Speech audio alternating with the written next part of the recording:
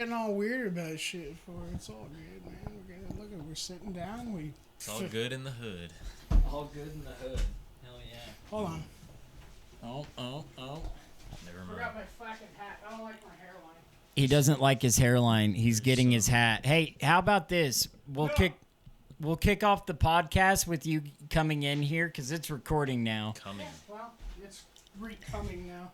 Okay, There's some cool. pumpkin So, cum on the table as well. hairlines, huh? No, I'm joking. Yeah.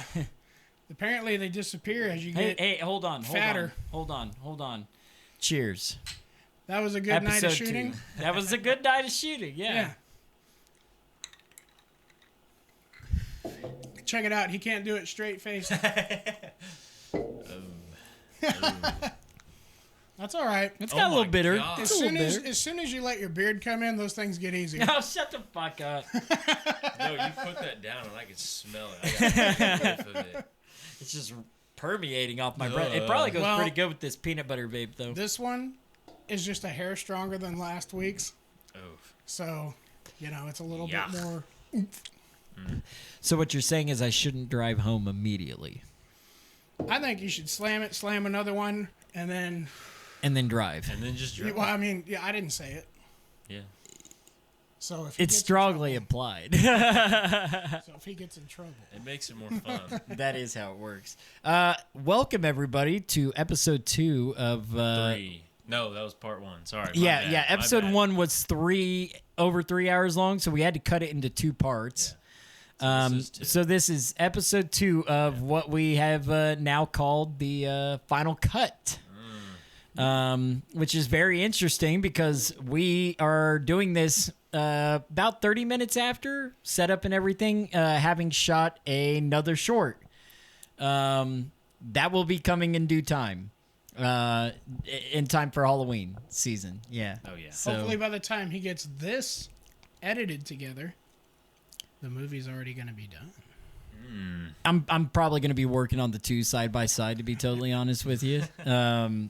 As it goes, the editing process for me over the last several months has been a mixture of like working on like 18 different fucking things at once, and it gets overwhelming to sit and like try and knock one all the way through out of the way, just because.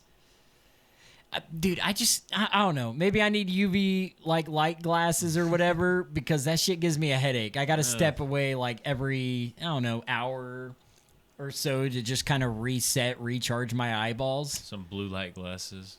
It's a personal guarantee that if you want Devin to sit down and edit without stopping, call him and try to start a conversation with him.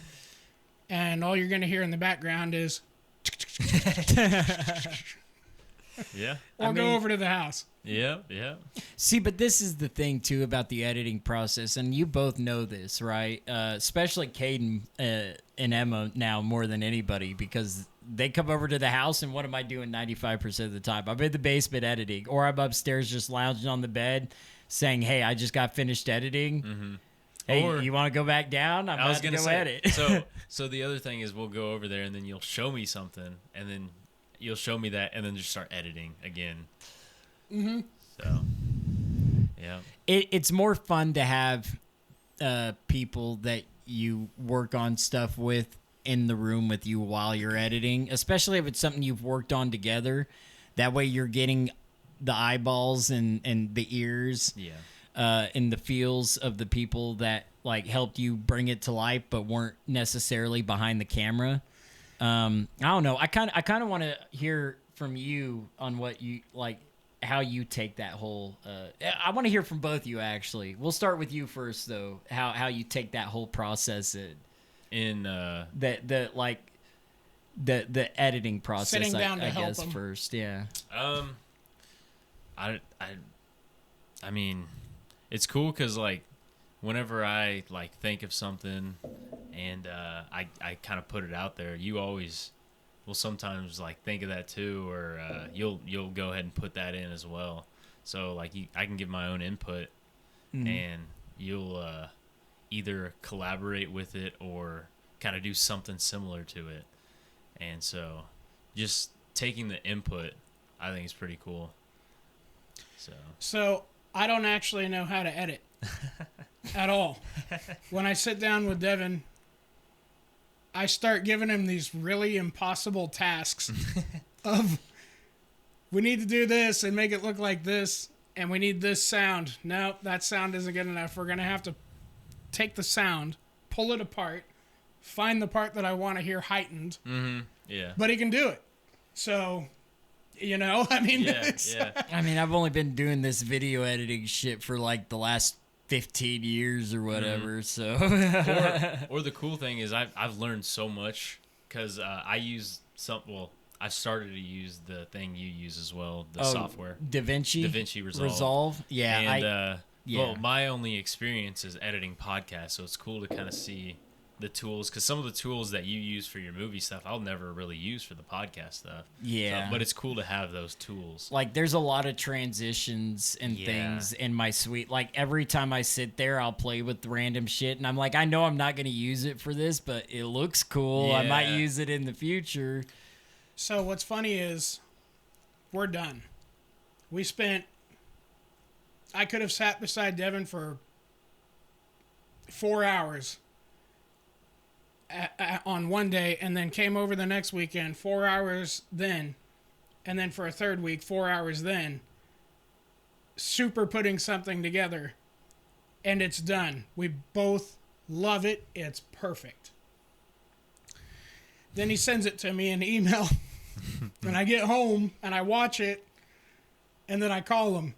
Hey, we need to change this. No, I feel that. I'll edit an entire 2-hour-long podcast, and I'll like it initially, and then I'll rewatch it at home off the TV or something. I'll be like, actually, I want to change that, or I want to change this, and it gets so annoying. I think it's more of a perfection thing too. I agree with that. I think the best material, though, whether it be podcasting or whether it be short films or feature films, if you're a perfectionist at the craft, you're never going to be satisfied with what you make. You may have loved it when you were putting together the final touches, but then you actually put it out there, and then you sit there and watch it, and you're like, I love that shot, I love that shot, I love the audio here, but I would have changed this, this, right? Yes. And then I don't know. I think that's the mark of a true creator, in a sense, right?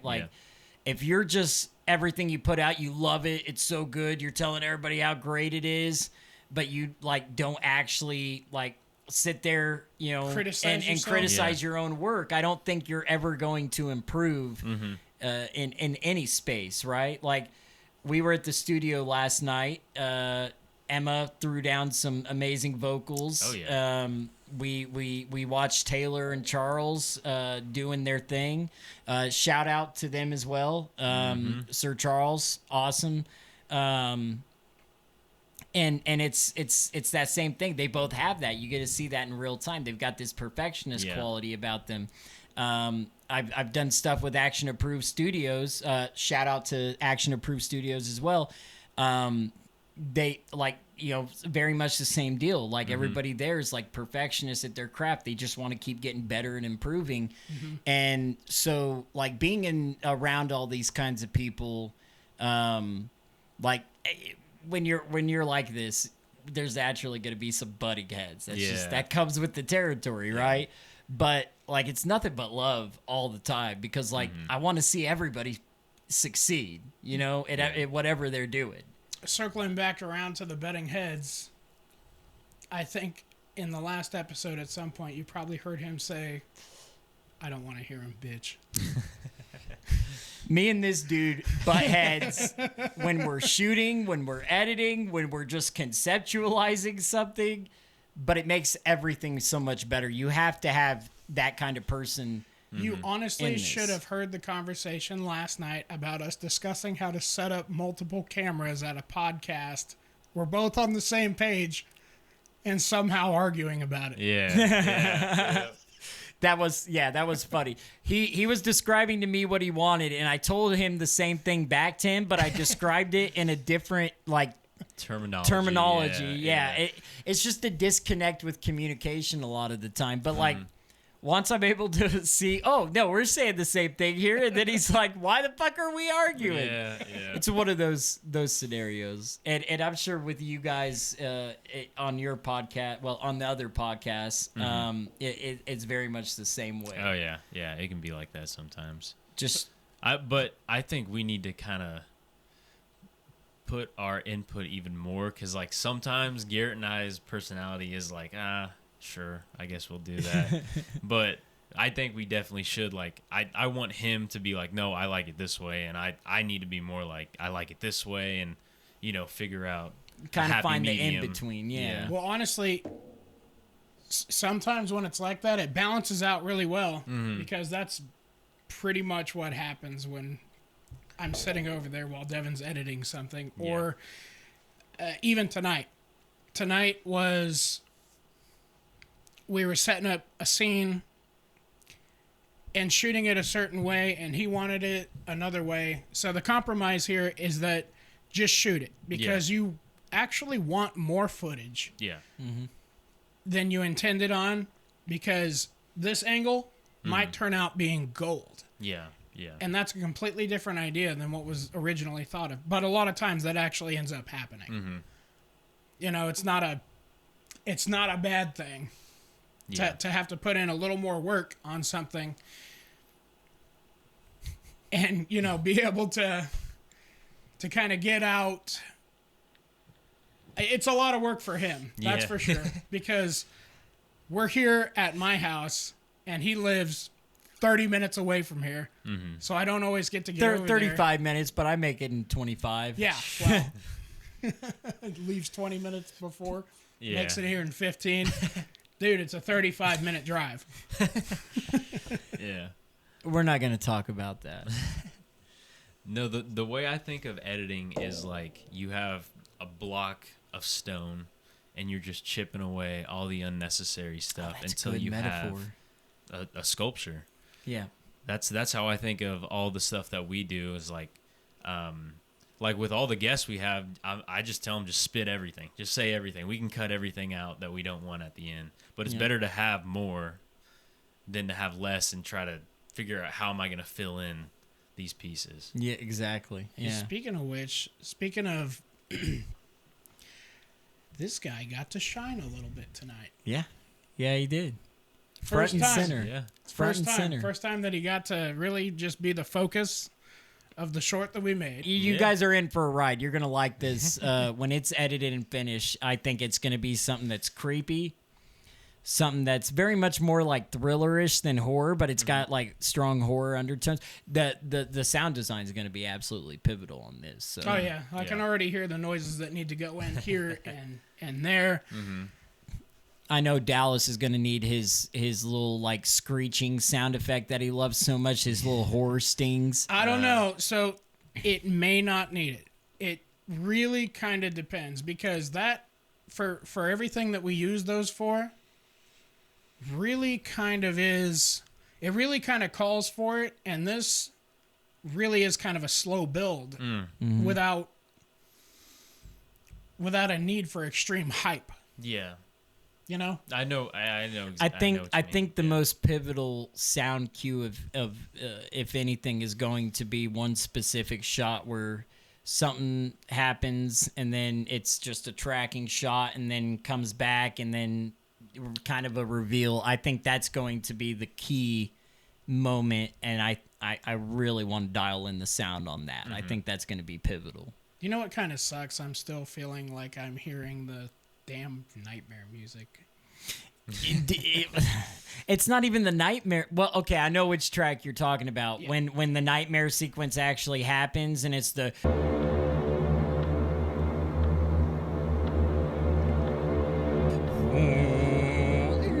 and then the violins in the back. Yeah, he loves the violin shit so much. So do I, though. It sells the crap out of that scene. Yeah, I would attest to it. I think the Penumbra little the like plucking violin segment, I think that's a great, and we reused it for the Nightmare as well for the footprints reveal.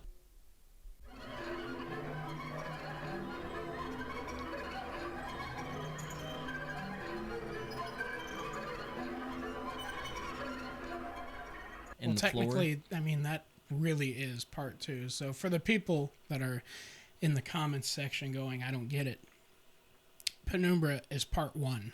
Oh, The Nightmare Q is part Dallas 2. ripping my ass about titles. Yeah. It's, some people don't put that together because they can't read, apparently. And this is something that Dallas has made clear to me, is that people don't read. So just make it clear in the title. So I put part 1 and part 2, but it's like, that was so much later after the point, because I think by the time I made that change, we already hit like 6,000 views on that fucking yeah. video. And it It's just like kinda, everybody already watched it pretty much. yeah. Yeah. I mean, whatever works. Yeah. Yeah, I mean, most of the feedback that was given was pretty good. Mm. So let's hear it from you. How did it go tonight? How'd you feel? I was nervous. It's weird being center stage instead of, I've always been kind of the side character, and so it's like you don't have to be perfect, and you're relaxed, and being front and center, it's like, all right, I have to be perfect or they're not gonna like it, and I'm freaking out. I don't know what to say. We didn't have to do a ton of retakes on stuff. Like, we did different angles of the same stuff, so we have a lot of wiggle room to be playing with.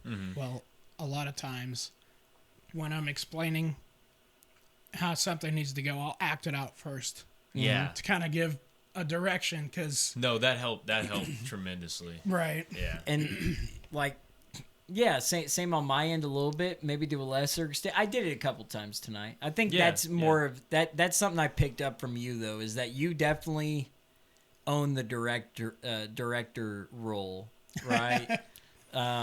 Like, he will walk through the entire sequence with you to kind of showcase, like, this is where I want you to stand. This is what I want you to be doing. I want you to do it like this fast, this slow, like, everything in between. Like, he really dials all of that shit in. So, Yes. Well, it's just, if someone's not used to it and they're nervous, you can't really expect them to just wing it and cut it out right the first time. So what I'm doing is almost a blueprint. So if you think something's going to work better, this isn't a professional company where you get fired for not doing it right because you can't get fired here. Yeah. Like, it's so, you're fired. yeah, almost a lot You're of things. fired. Well, almost a lot of things that we do, script even, is just a guideline or a blueprint. And if you think, even in the heat of the moment, this sounds better, Yeah. just say it. It Yeah. really might work. I That- mean, some no, of the that's- best movies we've ever gotten in history have been improv, Yeah. especially for comedy. Yeah.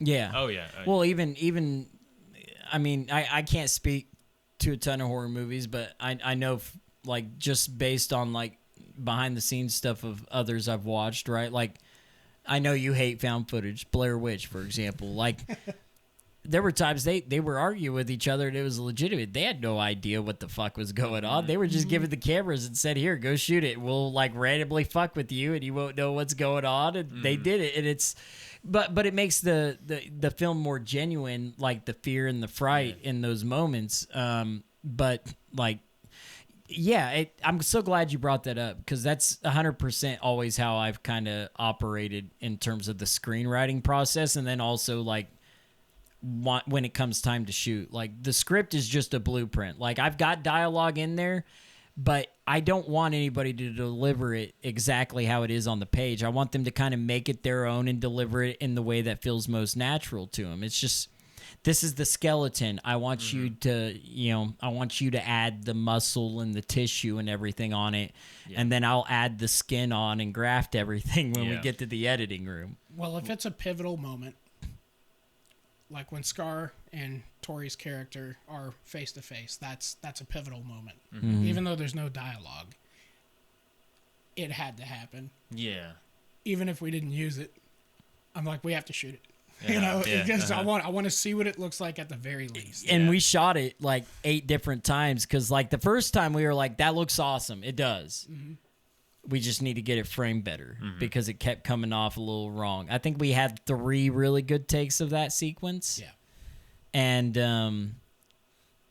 I don't know. I still love the part where you thump Tori's head into the tree. The one that ended up getting used. Yeah. Well, because it was the most genuine, you know? So what comes to mind talking about that is Leonardo DiCaprio's scene in what's the movie with Denzel Washington? With and Denzel. He's a slave. Oh, and, you're thinking Jamie Foxx, not Was it Jamie Denzel. Foxx? It's got Jamie Foxx and Django? Samuel L. Jackson in it. You're thinking Django? Sorry. Yeah. So when he the scene where, because I was watching some behind the scenes stuff, and he was supposed to just yell, but he decided, because he was doing his own thing, Yeah. he slams his hand on the table and Oh, cuts and he himself. actually, yeah. And he does the whole thing where he's talking and he's wrapping his hand up. It just makes it more. Well, he rubbed the blood on her face. Yes, too. yes. Okay, that's what I was talking about. He did that and then wrapped it up and everything. That's the kind of shit I would be doing. By Yeah, the man with the exceptional beard. Yeah.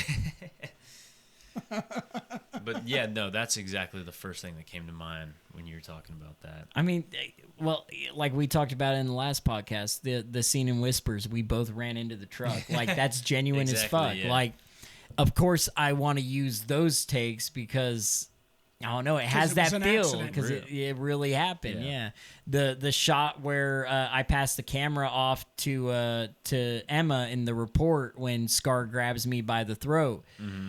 I tripped before you grabbed me, and I actually sprayed my ankle that time. Yeah. It's like, Falls right into my hand. yeah, oh, dude, yeah. I mean, and that's the shot that ended up being used. We did, 3 takes of that? Yeah.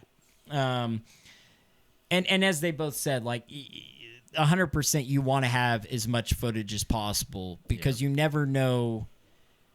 Like, you may have shot something and be like, oh, dude, I love that take, right? Like, we saw it at the recording studio last night. Like, you fucking doing multiple takes, and it's like, how's that one? 9 out of 10. Let's do it one more time. Yeah, and then that next one ends up being the 10 out of 10 that you were looking for, right? Like, very much the same thing with us. We played back multiple time shots we got tonight, and we were like, nah, let's try one more time. Yeah. And then next one is just gorgeous. Oh, yeah. So I'm actually pretty excited because I didn't have to be in front of camera at all.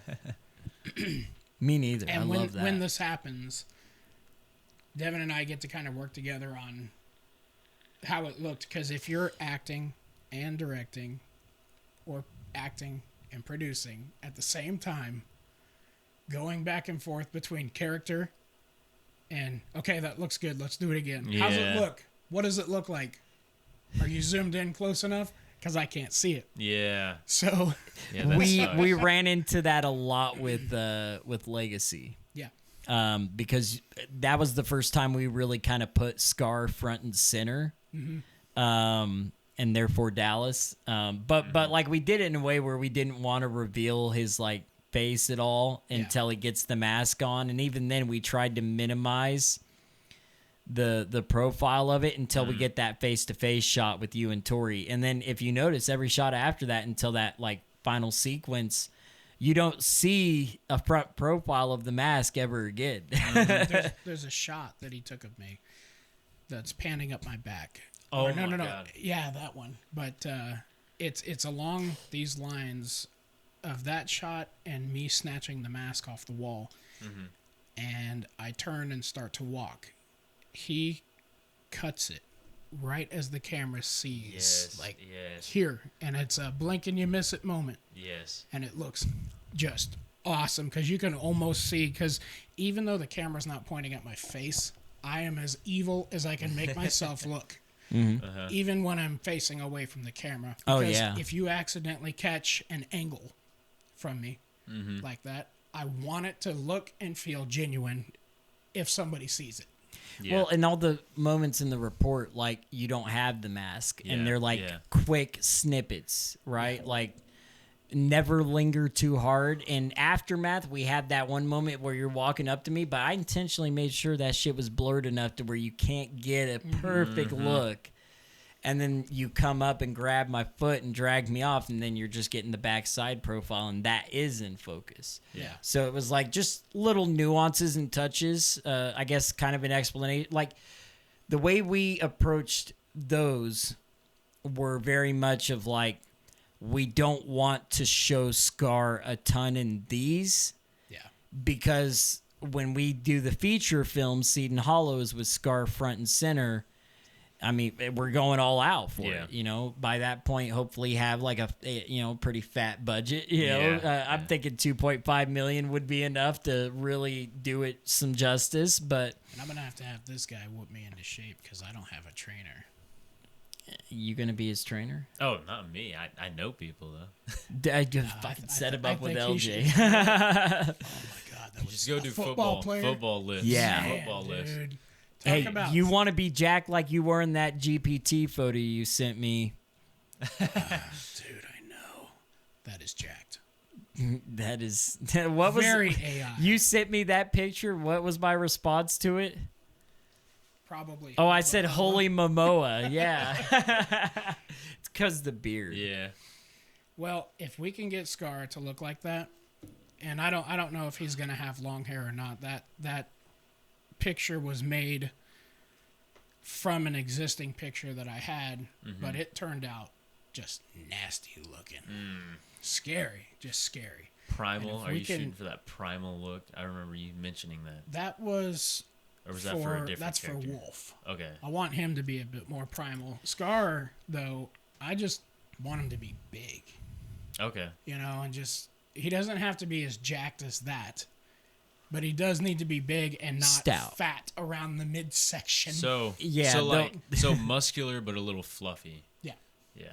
Well, he's not out in the woods working out. Yeah, you know? yeah. He's He's out in the woods, kind just, of like just a big boy is what he he's is. he's like a survivalist. And like that, those woods is like all he knows. Yeah. Because like his home is out there, and it's kind of like separated from the town. And it's the one house that's out there in the woods. But Yeah. I don't know. I can't wait to get there. Oh, but yeah. until then, we're gonna make some cool shit. No, the point where I was like, this is gonna be sick is he was just talking about that scene where I don't know if you remember, you sent me. I can't remember if it was the like the little teaser or like an actual scene of it, but I cut that little part where you pan up and then you show his face or the mask for a second, and I sent it back to you, and I was like, this is sick. Yep. Yep. We it's crazy the experience for making everything. Like the report was in and out, right? We went in at 7:00. We all met up there. We got the initial shots done when it was still light out, but we had to wait for it to get darker, and we didn't come out of there till 11. So that was 4 hours of shooting, and ends up being like a 12-minute short or whatever. But that, I mean, we had way more footage to use from that. Oh yeah. Well, a lot got cut, you know, just because of it was so dark that it was hard to see. And you were commenting about this, and he slipped in a clip of you guys being far down the trail, and then you hear Emma scream. Oh, that was sick too.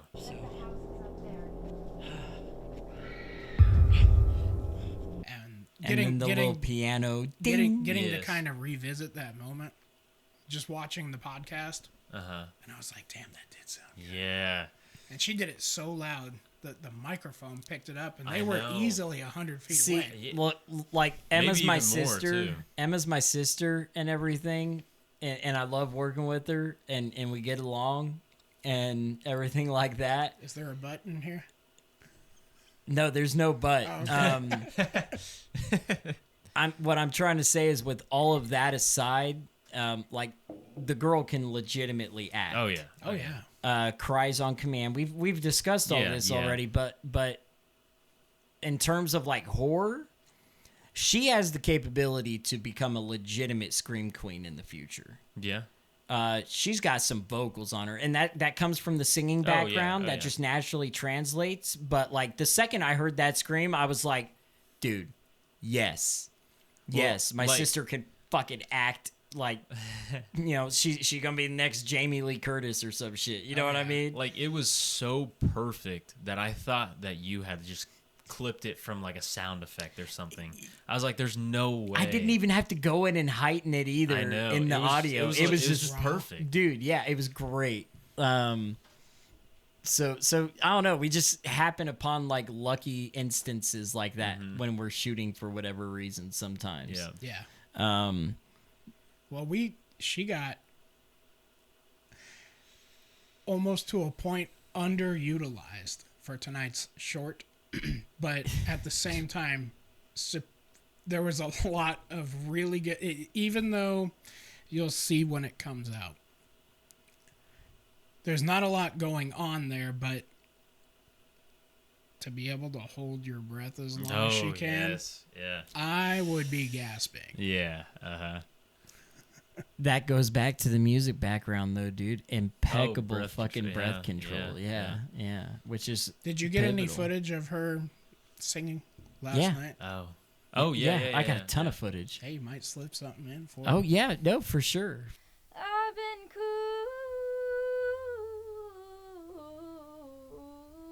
For sure.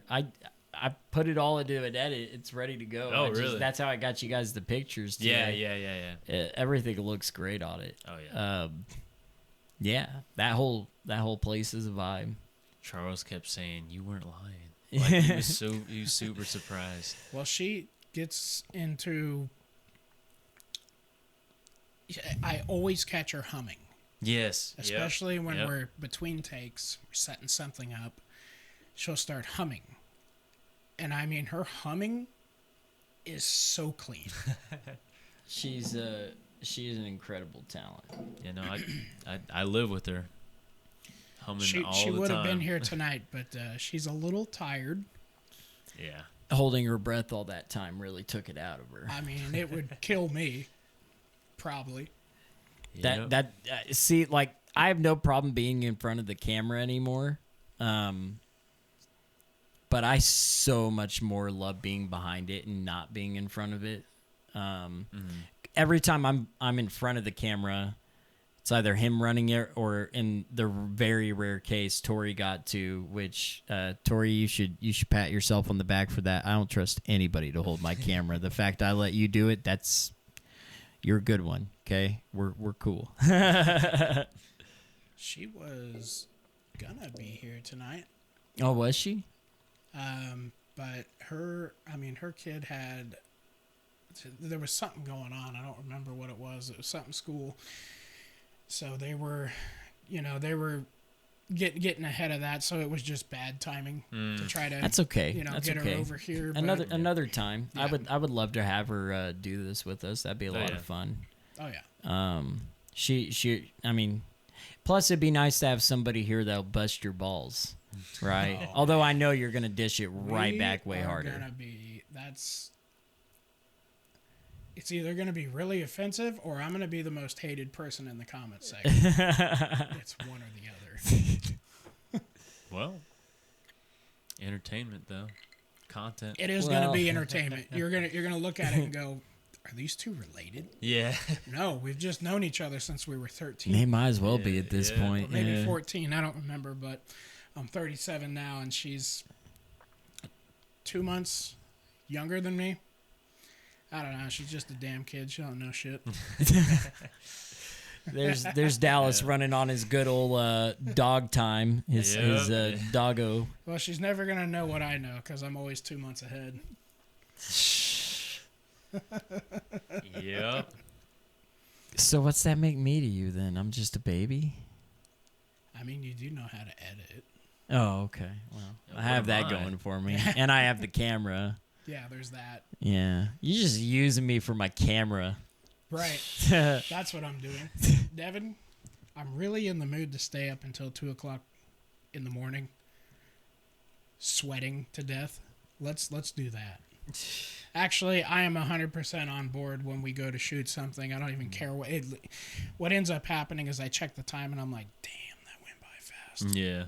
Right? Yeah. Because we've done it for so long now at this point where, like, either we both know it's gonna either A, go really really well but take a long time, but like in that scenario where it goes really well, it's like, damn, that actually went quicker than we thought. Like tonight went pretty fast, honestly, Yeah. compared to shit we've made. Well, we got started at, I don't know, maybe 7:30. It's 11:30 now. We pretty much wrapped it up, I think, about 10:45. But this is going to be a much shorter Yeah. film than usual. So if it would have been like a 12-minute one, here's what I've noticed. When we have anywhere, when we go past 10 minutes, we are going out and shooting more to add more.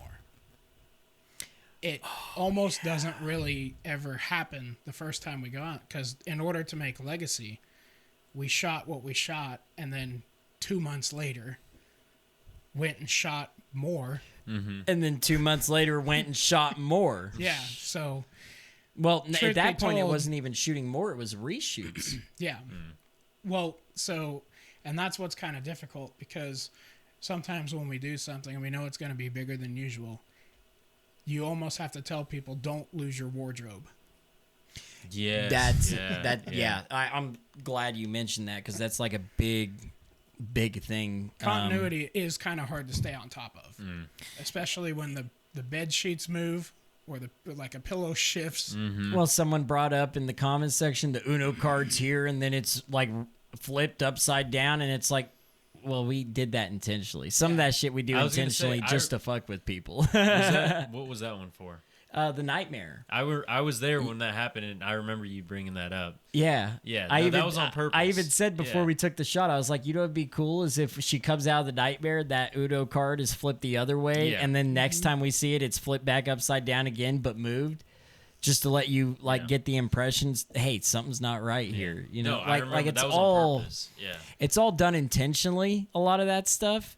There's some things that people point out that's like, didn't mean for that. But I mean, Well, it's harder than you think to stay on top of something, because even when you're certain everything's perfect, somebody might have bumped into something. Yeah. or something got moved Yeah. for a shot so that it looked better, and then we forgot to move it back. Yeah, Like that kind of stuff does happen.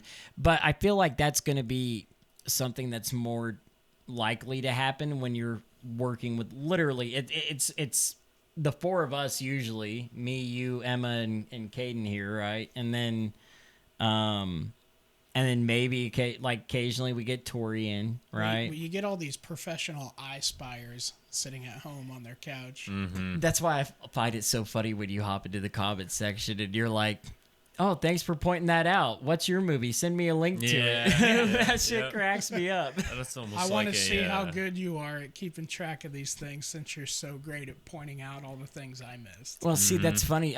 This guy on LinkedIn that I'm connected with made a post about like trying to find a podcast that actually covered those kinds of topics in terms of indie filmmaking and like the actual rigorous process of it, and like, you know, envisioning it from the beginning, and then the script writing, and then the production aspect, and then the post-production, and like how like rewarding it is, but also how grueling and hellish it can be at times, which we've experienced all the highs and lows, I think, at this point. Not like super high highs, but I mean, and a lot of the times you're getting people that are doing, you know, that are critiquing this stuff, and they've never gone out and made this shit before ever. Yeah. Oh, they might have made a TikTok. Yeah. Well, yeah, you know what? Fuck it. Let's throw some shade at all the TikTok creators right now. Why not? Why not? That and anybody that's making their shit with AI, you're not really making anything. Anybody can go into a generator and throw some, you know, words in there This and is get how them I to want it make to be. something. Yeah.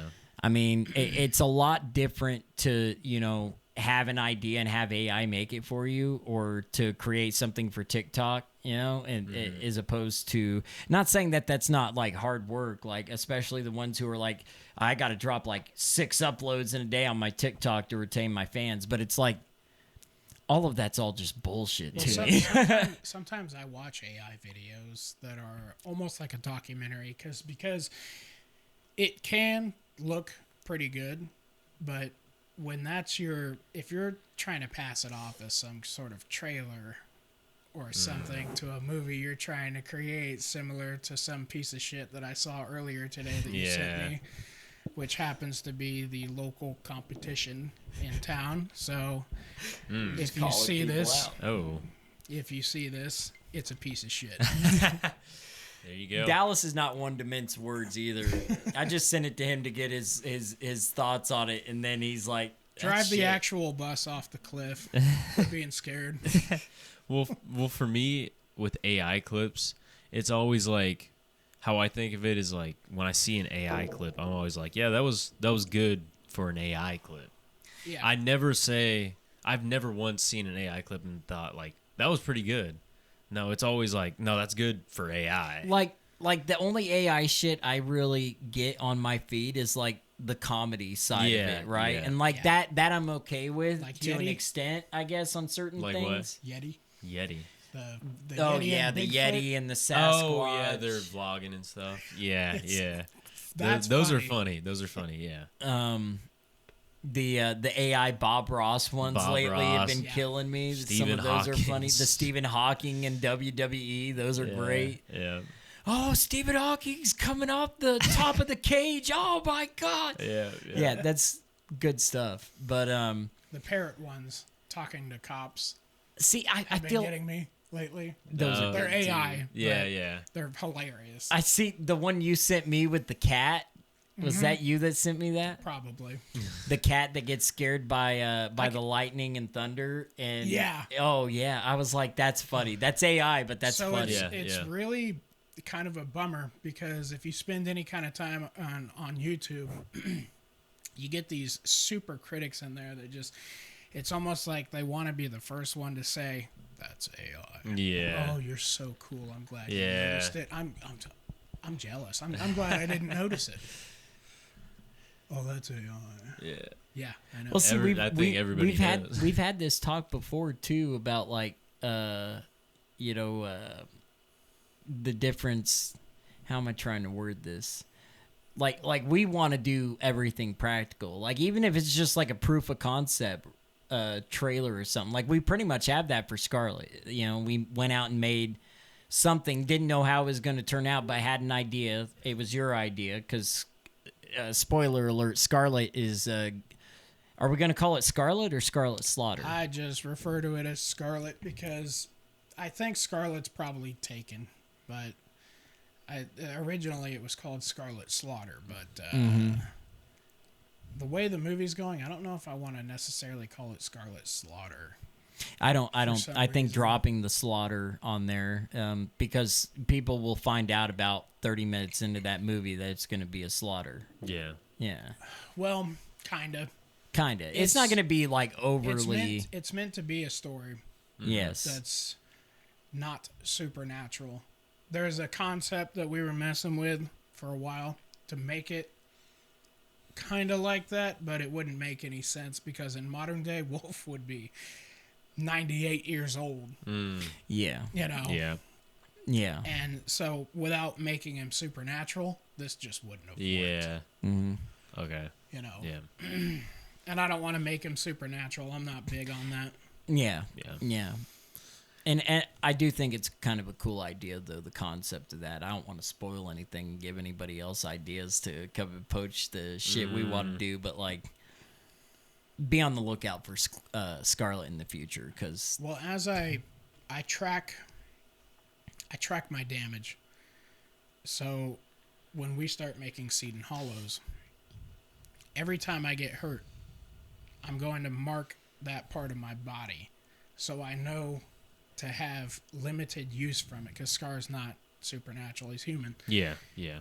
And He's just a brute. While he doesn't feel fear from being gashed or something, he acknowledges it and he knows he needs to fix it, but he's not fearful of bleeding to death Yeah. or something like that. So when you see him get hurt and he doesn't scream like everybody else does or panic, He more of, like, grunts, I think, Yeah. is how I wrote it in the script. because Yeah. I mean, there's people out there that are actually like that. Oh yeah. That Oh yeah. don't really. They just feel, have high pain tolerance. Yeah. Well, it's something in their brain. They just don't. They don't feel pain the way we do. If we break our finger, it's gonna hurt. Yeah. Yeah. Like- Yeah. But Scar, if it gets broken, he's Try to pop it back in place. just yeah. something like that, and it might hurt, but it's not a lingering pain. It's not something he's gonna dwell on. It might slow him down, but it's not Yeah. like it's not gonna take him out of commission unless Yeah. it's really high nerve damage or something. Yeah. Yeah. Well, and that's the other thing, right? Like the whole process of all of this started kind of with Seed and Hollows. I think that's the first thing I ever told you about that I wanted to make. I was like, I want to make this slasher movie someday, and he got fucking riled up about it. That was years ago. We worked at Speakeasy Distribution. Alcohol distribution. Yep, and it was Here. Yeah. And when Devin came in, he came out and worked with me for the day. And we just talked about movies all day and stuff that we wanted to do. Now, back then, we didn't start making anything. We didn't start making things together until we kind of reconnected at Amazon. Because he got on there while I was there. And then then that's when we went out and made the report. He had already made a couple of things by then. Yeah. But I think the second thing I might have worked on with you, I don't remember if this was the first or the second, but The Spectre of the Bridge. That was the first thing, yeah. So Is that was the more of a documentary? documentary. yeah, it's on the YouTube channel. So when I was going to Full Sail University, I was doing the online courses there for the digital cinematography bachelor's program. And over the course of that, we had to do 3 shorts, a mini doc, a miniature documentary, and then also had to do like a commercial project. No one will ever be able to find anything about the commercial project because, like, I made it, I had it there, and then I don't know, like 6 months later, all those files were just like gone one day. I must have accidentally deleted that shit. See, now I'm He smart enough. almost deleted something today, I did, yeah, I did. trying to rename the file. Oh, I was God. trying to rename, so I put the podcast initially down. The folder was DDK, Devin Dallas Caden podcast, and I went in to rename it, but the delete is right below the rename, and I went a slight bit too far and hit delete, and I was like, what the fuck? So I hit undo. It didn't do it, so I had to go to the recycle bin and recover it real Holy fast crap. before I lost it, But I had a backup of it anyways in Google Drive, so I'm smart enough now. Like I'm paying to have additional storage in that motherfucker just in yeah. case I need it. Yeah. So what are we? You had something you wanted to talk about, didn't you? What was it tonight? Because I mean, I kind of wanted to cover what we did tonight, but we can't really. Oh, the conspiracy. Actually, stuff? we can kind of get into what we did tonight because people are going to see the short long before they see the podcast, in theory. I think. I don't know. He's actually the one that's going to Yeah, well, we'll come out first, I guess. The podcast will probably come out first. Okay. I wanna keep this on a timeline, but I will have the short done. But I'm gonna be sitting on it till Halloween. So Oh yeah. Halloween night, okay? You better tune in to Rupp Films, okay? It's gonna be set up. I'm gonna have it loaded by the end of the week. It's more of a classical. This movie tonight. If I had to compare it to something, to any of you out there that knows what Tales from the Crypt is, it's kind of a story that you might see on there. Something kind of light, because obviously we're not budgeted for something crazy, but Yeah. it's almost like a kind of like a nostalgic feeling Yeah. Yeah. story. It's where nothing crazy is happening, but something really crazy is happening. Yeah. Yes. And at the end, it'll all come together, and you're like, oh wow. Yeah, it's And this guy sells it so well. I don't know he about does. that, but He does. He's kind of joshing himself just a little bit, but this is his first time being front and center to anything we've done, because usually he gets killed. Yeah. Yeah. I mean, I don't know. I think you killed it personally. Yeah. Yeah, it's gonna come out like no matter how you felt, Yeah. we were seeing it.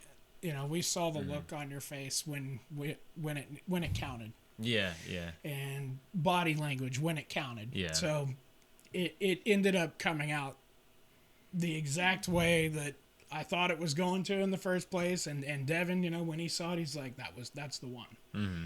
You know, it could be the third or fourth shot. And he's, you know, The second at I least see it, I'm at like, least for two yeah, or three of them, he's like, that's the one. Yeah. Yeah. So it kept getting better yeah. as it went. So it's, Dude, know, I love some of the shots that we got, and we kind of did a mixture this time around of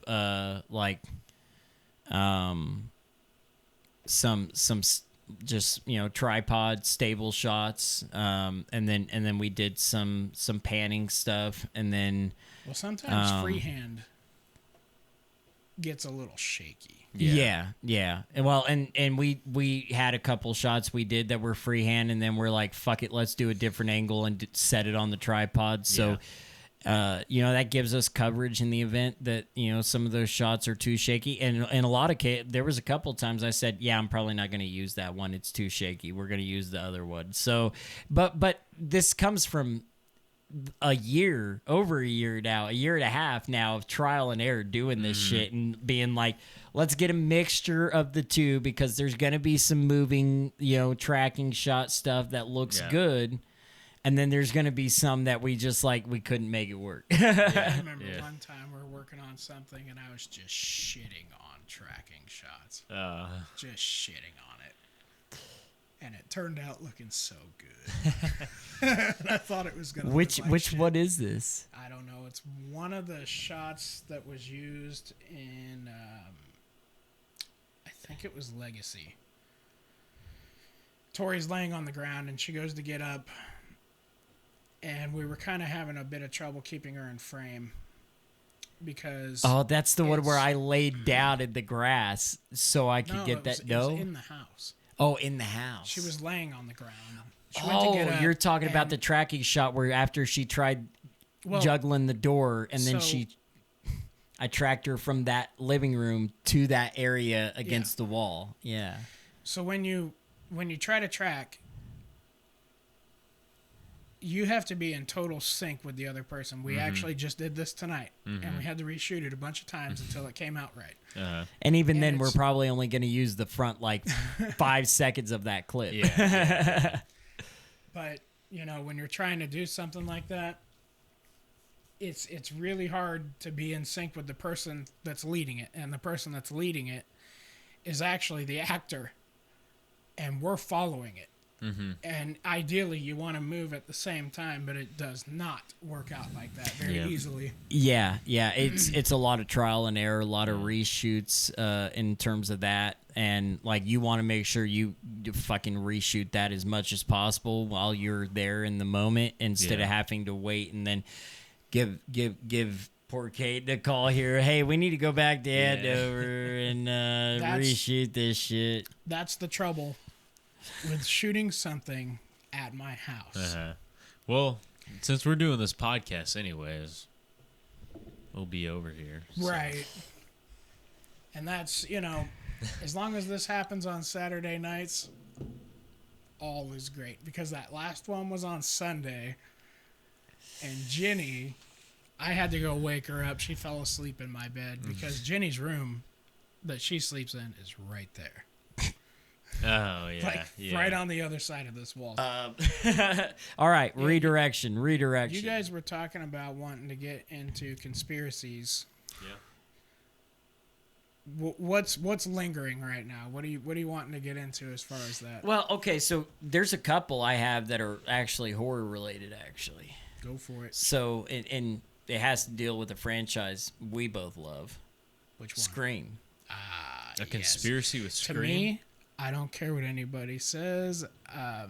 Long before it was announced, I already knew Stu Macher wasn't dead. I don't know if that's what he's talking about, but He Well, didn't. there's He still- did not get double tapped, and that's a very important rule.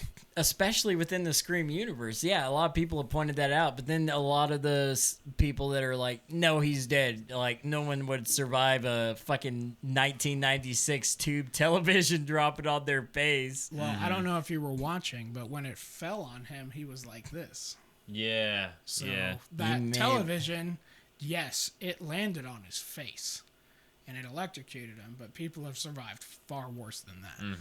Very good point. No, I was referring more to the fact that, like, what to make of all the scripts and everything that they had for Scream 2 and as well as for Scream 3, and like, oh, we made a whole bunch of scripts to, you know, keep people on their toes, but then, you know, Kevin Williamson would say one thing, oh, well, we shot this additional scene, and then Wes Craven coming along later on and saying, no, we never did that. That's all like, All of those movies, no matter what comes out, are kind of a guilty pleasure.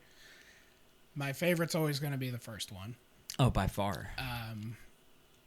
Just, I don't know. That was a very new concept to horror when it first came out, especially a slasher. Very self-referential and a lot of like homage and reverence in a way to all of the slasher films that had come before it. Well, sit down and watch it. I mean, honestly, I challenge you to count the Easter eggs in those movies. There's Freddy Krueger, Nightmare on Elm Street, which makes sense because it's Wes Craven. Yeah. There's tons of nods to Halloween, even to Jason, to Friday the 13th. Well, it's not even that. They actually take jabs at other people. If you look at some of the posters hanging on the walls and signs that are just here and there, I mean, you can go through and find just a list of stuff that's going on in there. And that's them just kind of taking jabs at some of the other people that Yeah. were competing with them. Well, think of it too. Like after Scream, you had this influx of copycats that were coming out, right? You had Halloween H2O, which tried to mimic the kind of Scream formula in a way, kind of modernize Michael Myers. Which, dude, I would love that movie so much if they just fixed the fucking mask. The mask is terrible, and then the one scene where they use the CGI mask is even fucking worse, right? But I mean, that's to be had with Halloween, because like, what was it, Halloween 5? There's a shot that they left in the final cut of the movie where they he's wearing a pink mask. It's pink. It's not even Wait, what? Really? because they didn't have any lying around on set, so No they had to way. use an unfinished one that didn't have the paint on it yet. Legit just couldn't have painted the damn I was gonna thing. say, yeah. Why not? Just go get some white spray Could have paint. just thrown it on there, completed the scene, and been like, okay, let's wait till tomorrow when we get another Yeah. mask in. But I don't know. That's not how productions with money in it work. Like you're on a Yeah. fucking time crunch. Yeah. You are not going to see me essentially swap. Could you imagine tonight? Look at this difference between Caden and me. Just hold your hand up. Like there's distinguishable differences Uh-huh. between us. And if he needed to be gone, and all I needed was his hand in the scene, and I had to stick my hand in to try to act like him, it'd be so noticeable. Oh yeah. See, you Like- popped your finger and it made me have to. It was a tick. I had to pop on mine. Yeah. You're not gonna see that happen. No, I'm just No. gonna wait for him to get back. Yeah. Yeah. Yeah. I mean, But for me, small Pink stuff mask. like that could ruin an entire movie for me. Yeah. Just even if Well, it's it one just- tiny scene. it pulls you out, Yeah. Yeah. and then you're unable to maintain your suspension of disbelief. Because it's meant to be entertainment and kind of an escape. It's escapism, Yeah. right? Yeah. When you have inconsistencies to that scale for something that's like actually critical and everything to the film, when you have your killer that has a mask that's not the right color or the right look, or And like I get it, they had issues trying to recreate the OG Halloween mask, but it's like in 2018 they fucking did it perfectly. Shit, in Halloween Kills, that cold open of Halloween Kills, where it's set in Haddonfield, it's more of the original night, 1978. So after the events of the 1978 and he got away, Loomis is looking for him and stuff. Like, they nailed the look and feel of that original movie again. And Somebody's always trying to put their own flavor on it. well, that's the problem with Halloween Kills and Halloween Ends. Is, How are you going to feel when we're 65 or 70 years old and somebody says, I'm going to redo Eden Hollows? well, I'm going to tell them I have the rights, so you're going to be paying me $1 billion and you can go fuck yourself. Yeah, what if they cough up the $1 billion? Okay, cool, here. Now you got to watch your baby get drugged through the Yeah. mud, Okay, they're going to drag themselves through the mud. probably. Scar's going to be just fine. The The- original trilogy will be just fine. The beautiful thing about creating something that somebody hasn't done yet, which there's not a person that has never made a slasher, obviously, but you're creating a character. You're not trying to create or recreate a character that's already been made. So when you're coming up with your own thing, kind of like Hatchet, Yeah. when you come up with your own thing, if a different director gets a hold of the rights and tries to do something with it, it's probably gonna suck. Oh yeah. Well, yeah, Like because it's, I don't know if this is something that's just like kind of been taught to people over time. Like, I get it, you want to make your mark, but like the way I've always kind of understood that phrase is make your mark, making your own stuff. Don't try and copy what others are doing, or don't try and redo what somebody else has done. Look, I could go make a fucking Scream fan film if I wanted to, and I bet it'd be pretty damn good. I'm a big fan of Scream. I love that franchise, right? Same with Halloween. I mean, fuck, I've got a horror sleep, for Christ's sake. I love these guys. trying to make a fan film for me is completely passable. Making a fan film, no problem. Well, But a lot of trying- time the but fan trying to- films are better than the actual like remakes of shit. Like, Oh yeah. like you were talking last time how much you hated Friday the 13th 2009, right? I can't stand that movie either, right? I can watch it in small doses and then I just sit there and laugh at how fucking bad it is. But how many of those fan films they've been making on YouTube for the last few years have been just fucking awesome? And then they're bringing back original cast. Well, they're awesome, and also they obviously they don't look as good as someone with a really big budget, but because of the stories that they're tapping into, kind of like those hidden, because you can find fan films that are based almost exclusively around Elias Voorhees, Jason's father, That's the comics, by the way. which is something that you don't really. I mean, they still make mention of him in the movies. Yeah, but not But, to a big extent. Here's my theory. This is what I originally had thought happened. Oh, this is okay. Cool. Here's his theory. And this is how I would do it if I could. If I wanted to make Jason die as a kid and not survive and not still be mortal for those first few movies, he would have died in the lake as a child. But his soul would have essentially merged. His body and soul would have merged with his dead father that Pamela killed and threw in Crystal Lake, because his father was known for being a big guy. Jason's huge. You know, he's most of the time represented as a 6'5" person, and that, to me, that's tall Yeah. and broad, and that's pretty much what Elias was. And that would have explained why Jason came out as big as he did, as fast as he did, because those movies' continuity make no sense. Oh. I mean, something needed to be explained Yeah. about that. There's supposed to be what, like a 1 year gap between the first and the second one. I don't know if And it's then 1 and then I year. think 2, 3, and 4 all happen over like 3 days because Yeah. they don't specify shit. But that's So we were actually, there's no we in this. It's just me and a terrible idea that's gonna be fun if we ever get to do it. And this is way out in the future was a Scar versus Jason Part 2, Baghead Jason versus each other, kind of like what Freddy versus Jason did, but this would help to explain Jason's wardrobe change and him not having any hair in the third movie when he had a giant head full of hair in the second one. That if him and Scar can get into it bad enough, somebody, or even Scar himself, can essentially burn Jason's hair off. And by the end of this fight, his overalls, his shirt, everything is just torn up. So he just kind of looks over, because Jason is going to be bigger than Scar, especially if we can get Kane Hodder to do it. And because he's 6'5", I'm 6 foot. You know, Yeah, so yeah. his But clothes, that would be like a dream come true for Dallas. Like this dude would absolutely he has wet dreams about this. get to fight Kane Hodder as Jason. Kane Hodder, this motherfucker loves you so much. Bitch, that I would do be too. awesome. You're incredible. I love your work as Jason and especially as Victor Crowley. Victor, dude, the pop top, Yeah. one of my favorite kills ever. Yep.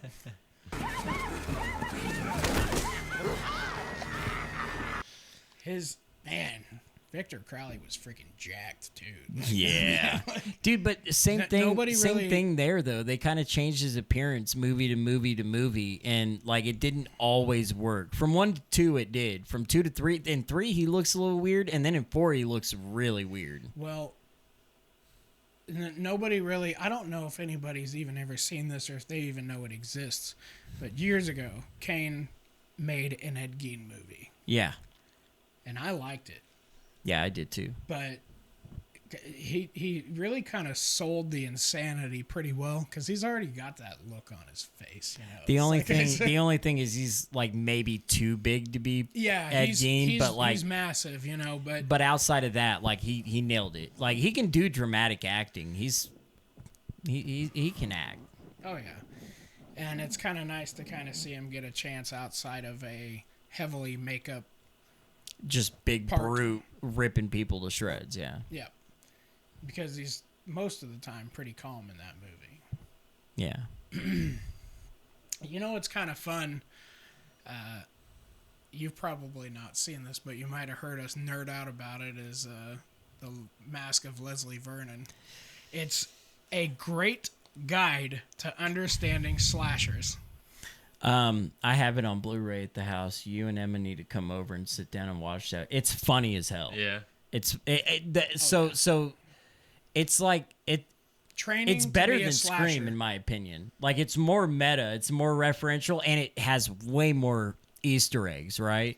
Well, it shows that the slasher actually picks the survivor, and it shows you how to slow your heart rate down. He appear shows dead. he starts like pre-cutting like limbs off of stuff that people might use to escape from on the second floor. That he knows they're gonna hit him with. He tells him, "Oh, I got to take out the spark plug," but then when everything actually it's a documentary for the first hour and 15 minutes, and the last like 20 minutes of the movie is like the actual events playing out. But everything he's been teaching them, it's kind of flipped on itself because they're under the understanding, oh, this is how he set it up, but like they didn't have any idea that they were actually the targets. Well, he was in God. full character. Once that switch flips, Oh yeah, he's not himself. He's not the person that you know anymore. He's a killer. Yeah, yeah. 'Cause they He goes even- from being this funny, goofy, hardcore like horror fan and shit to like Explaining how he is able to stay right behind people while walking when they're running. That's funny. oh, dude, that was a deleted scene. That's not even in the He's like- finished cut. He's like, it takes a ridiculous amount of cardio to do that. Yeah, they like kept a trim of it, but the full sequence of him actually doing that it's a deleted scene, which is a damn shame because it's great. But yeah, we gotta watch that. That One of the best. if I was to recommend a horror movie to somebody, it really would be that one because it really Dude, does. and it's got explain- Robert Englund. It's Yeah. got fucking Zelda Rubinstein, however you say. I think it's Rubinstein, but from Poltergeist, right? Yeah. Yeah. Yeah, dude. it Kane just- Hodder shows up for 5 seconds. Like, It's a really fun watch because everything that you've seen some of the heavy hitters do, I mean, like Jason or Michael Myers or Ghostface, any of those guys, there's some sort of tip or guide that's connected to how they work in there because it's almost like a baseline. yeah, Behind the Mask almost kind of like interconnects all of it and lets you know, like, oh, these guys are all part of a network. They all know about each other's work. They're constantly trying to outdo one another, and I fucking love that aspect of it. Like they want to just completely overshoot the other one. Yes. Yeah. Yep. And it makes it so much fun. It's Such a genius. an enjoyable It's a watch. genius movie, and I cannot believe it didn't explode more than it did. I saw it on accident. I bought it at Games or CD Trade Post years ago, and I bought it because I looked at the case and I thought that looks fun. See, I remember. I was a regular over on the Bloody Disgusting and Dread Central fucking like websites on their like forums, and would always like watch what would be coming out soon, what to keep an eye out for. And I can't remember if it was like South by Southwest that Behind the Mask premiered at, but I remember they covered it because they cover all the film festival shit, especially if there's horror there. And they were glowing about it and was like, dude, this is amazing. And I was like, oh my God, the second that comes out, I'm going to watch it. And it never came out wide release. It never showed up here in Wichita anyways. But the second it came to home video, I went and bought the DVD. Then they re-released it on Blu-ray, and I went and bought the Blu-ray. And it's like, God, I love that movie so much. I think I just got it on regular DVD and never quite got around. So when I was all the way up until like when I was living with my parents when I was young, the internet wasn't any fun to be on. It took forever to do anything. I moved out. I went years, a lot of years without internet because I couldn't afford it.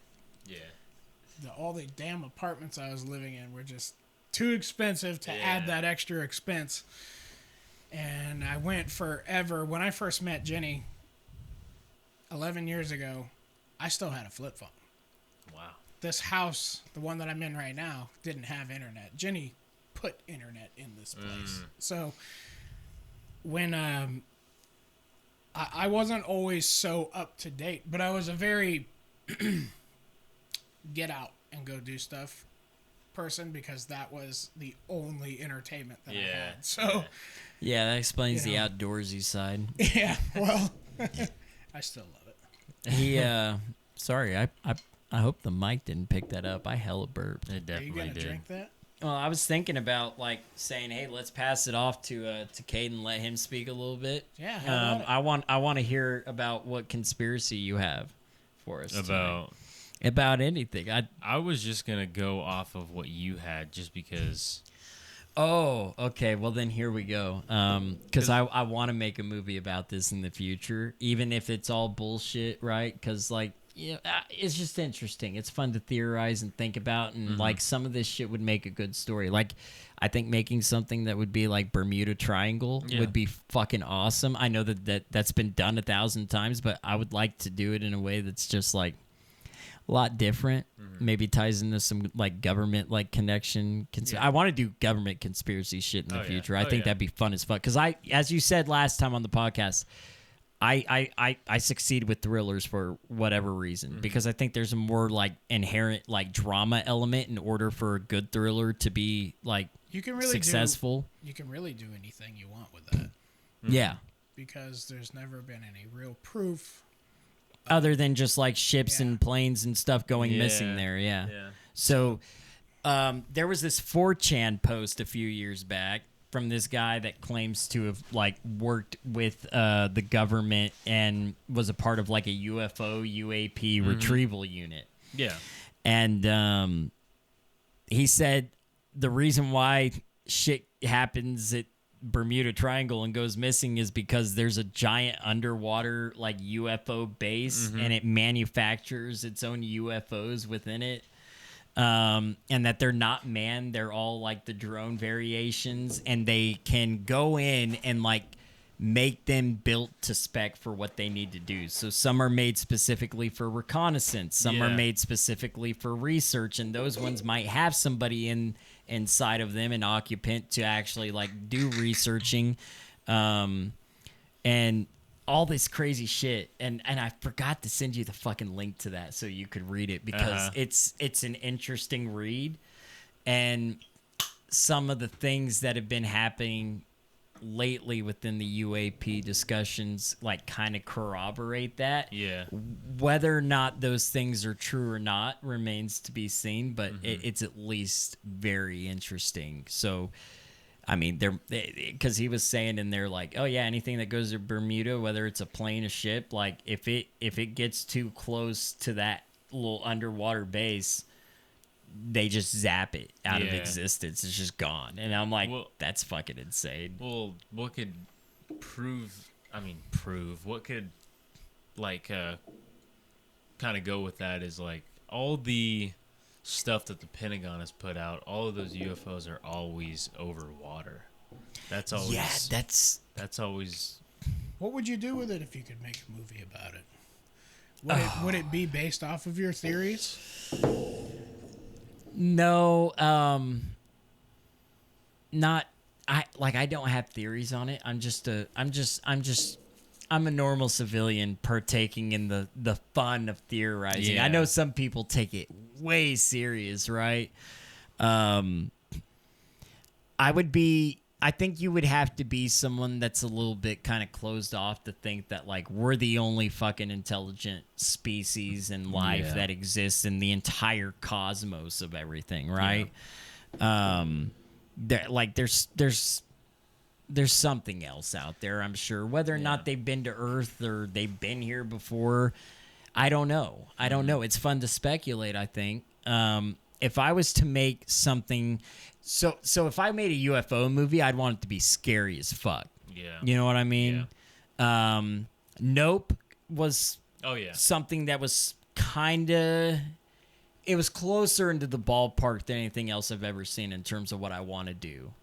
Alien Abduction that you brought up on the podcast last week, another one that's like a good example of like it has elements of something that I think would be fun to do, but it doesn't.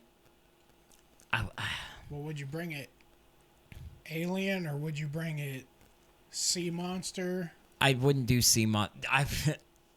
Fun fact, I do want to make a Loch Ness monster fucking horror movie someday, and I'm not talking like the cheap sci-fi Yeah, bullshit, yo. Dude, sci-fi sucks. I Dude, can't watch oh my anything but it. gosh, It's yes. not, it's not even a.